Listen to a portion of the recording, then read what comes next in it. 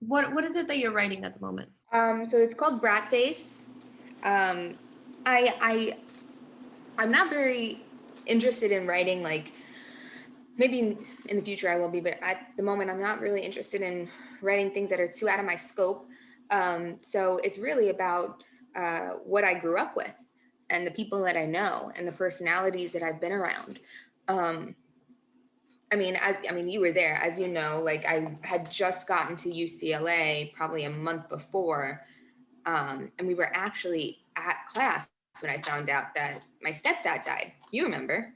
Yeah. I don't know if you were there. Were you there? I was there. Your Yeah. phone never stopped. Yeah, you suddenly like saw that you had like 7 missed calls from your mom. Yep. My mom. I knew it. I felt it. I was like, I had just gotten up and did my scene. Ironically, it was a scene where I was playing a part, Gwyneth Paltrow's part from Proof, where she had lost her dad, ironically.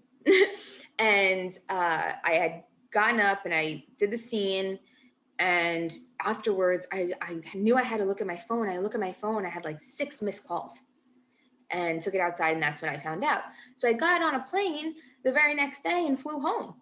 And that to me was like, was I ever supposed to come out here? It made me wonder if I was ever supposed to come out here. And for a long time, I didn't know. I didn't know if I had made a mistake coming out here, because the second I got out here, I'm already on a plane home. But then the more I realized, I was like, this is a story. This is real life. There's tons of other pieces of this puzzle. And, you know, I like I said, I lived most of my life worrying about what people were going to think, how my family was going to think, how to spite my family, stuff like that. And then once he died, I was like grateful for all the bad stuff that happened. For the first time in my life, I wasn't angry about it. I was grateful for all the memories I had, good or bad. And that's what I wanted to put into a script. And I've written it, and I've edited it, and then I've put it down, not looked at it for a couple months, and then I've picked it up. And, you know, um, sometimes you can even do your voice to text on your phone, or just record your voice and then come back and type it up later. So I'm still working on that. And then I've been playing around with like some short uh, series ideas. Um, but I still feel like that my next move would, if I'm going to produce something that I wrote myself, would be Brat Face. That's just what I feel like I need to do. Until then, I'm just reading other people's scripts.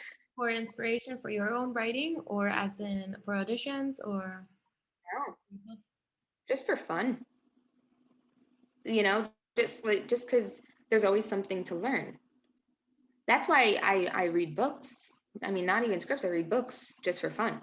I don't like reading from my phone, so I have a whole bunch of books that I'll just pick up, and sometimes I only read a chapter of something and put it down, and then read something completely different.